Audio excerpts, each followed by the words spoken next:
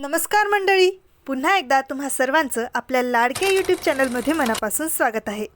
हुकुमाची राणी ही या मालिकेचा आजचा भाग खूपच इंटरेस्टिंग होता. सुरुवातीलाच आपल्याला दिसतं की इंद्रा खूप मनापासून राणीच्या आईबुवांची काळजी घेत असतो. त्यांना प्रेमाने औषध देत असतो. राणीला हे पाहून एका बाजूने खूप छान वाटत असतं, तर दुसऱ्या बाजूने तिला मालतीचं टेन्शन येत असतं. तेवढ्यात बाहेरून मालतीचा आवाज येतो, इंद्रा, इंद्रा बाहेर ये. इंद्रा राणी गडबडीने बाहेर येतात. राणी घाबरून आधीच म्हणते, मॅडम सर नाही राहणार इथं. तेव्हा मालती खूप गर्वानं म्हणते, काय गं राणी, स्वतःसाठी तू माझ्या इंद्राला त्याचं घर सोडून या घाणेरड्या वस्तीत राहायला भाग पाडलंस ना?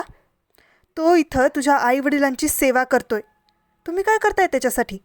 त्याला AC लागतो, मऊ अंथरून पांघरून लागतं, फिल्टरचं पाणी लागतं. आहे काय यातलं काय तुमच्याकडे? मालती हे सगळं बोलतच असते, पण तिकडं राणीच्या आईबुवांना बाहेर काय चालू असेल म्हणून घोर लागलेला असतो. त्यामुळे ते कसेबसे फ्रॅक्चर पायांनी सरकत धडपडत बाहेर येत असतात. पण दारात येताना ते पडतात. इंद्रा राणी धावत जाऊन त्यांना सावरतात, पण मालतीला याचं काहीच वाटत नाही. तिचं आपलं माझ्या इंद्राला हे मिळेल का आणि ते मिळेल का असंच सुरू असतं. तेव्हा इंद्राच तिला शांत बसायला सांगतो आणि थोडं चिडून तर थोडं प्रेमाने हातात हात घेत मालतीची समजूत काढतो.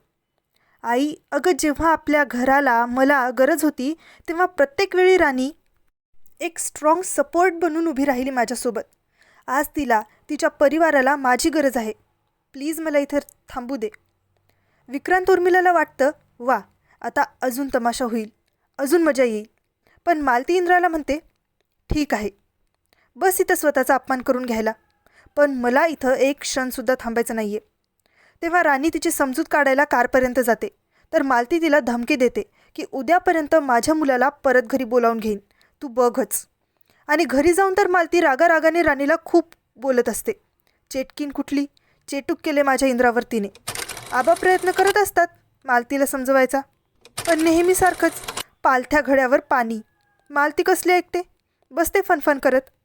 तिकडे राणी इंद्रासाठी झोपायला बाहेर बाजीवर अंथरूण तयार करून देत असते, पण तिच्या डोक्यात सारखे मालतीचे तिखट टोचणारे शब्द घुमत असतात आणि तिच्या डोळ्यात टचकन पाणी येतं. खूप भावूक होऊन ती इंद्राचे आभार मानते. मी मागच्या जन्मी खूप पुण्य केले असतील म्हणून मला तुमच्यासारखा मित्र मिळालाय. त्यावर आपला इंद्रा म्हणतो, अच्छा, मग मी मागच्या 7 जन्मात पुण्य केले असतील म्हणून तुझ्यासारखी मैत्रीण मिळाली आहे मला. जरा वेळ अशाच गोड गप्पा मारल्यावर एकमेकांना गुड नाईट म्हणून ते झोपायला जातात.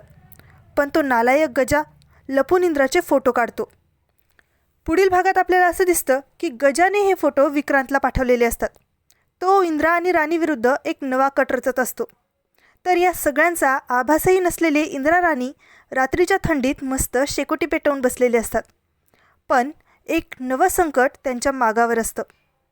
आता उद्याच्या भागात काय होणार हे पाहणं खूप इंटरेस्टिंग असणार आहे. तेव्हा पुन्हा भेटू उद्याच्या भागाबरोबर. तोपर्यंत आनंदी रहा, काळजी घ्या.